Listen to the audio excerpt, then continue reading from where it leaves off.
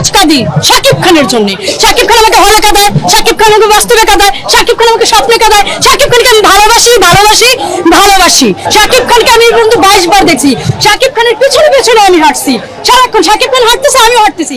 হাত ঘেসে গেছে, পা ঘেসে গেছে, এমন হয়েছে 22 বারই এমন হয়েছে। তার জন্য আমি জীবন দিতে পারি, কারণ এই পৃথিবীতে এখন এটা অনেকে বললে হয়তো বলবে আবেগ ইমোশনাল, তা না।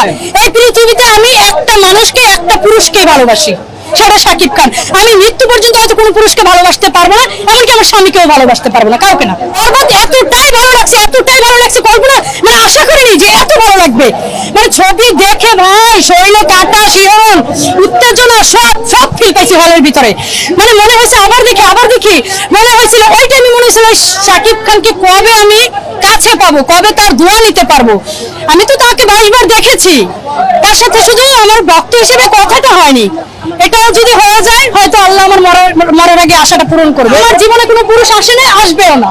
আমার জীবনে যদি কেউ আসে সেটাও তাকেও বলবে তুমি শাকিব খানকে ভালোবাসো, তুমি মাঝে মাঝে থাকো। এই আমার স্বামীকে ছেড়ে দিতে হবে, আমার স্বামী তো আমি করবোই না শাকিব খানের জন্য, করবোই না। ধরেন আমি সিঙ্গেল থাকবো আজীবন, কিছু কিছু মানুষ তো সিঙ্গেল থাকে, সিঙ্গেলে থাকবো। কারণ শাকিব খান একটা কথা ক্যামেরা আসলে বলতে নাই কথাটা, আমি রোজ কাঁদি শাকিব খানের জন্য।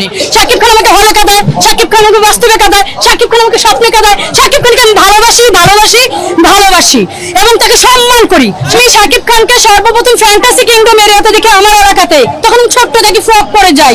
সেদিন আমি প্রথম কেঁদে বের হই, তখন আমাকে মোট কথা আমি ওইটা বলতে গেলে আমাকে কোলে করে বাসায় নিয়ে গেছে যে হিরোটিরও তুমি পরে দেখো। তখন বুঝতাম না, প্রথম যেদিন দেখে আমার এখনো দৃশ্যটা কাছে ভাসে। তখন বয়স কত হবে, তখন 8 হবে, যে ফুলবাড়ি এরিয়াতে।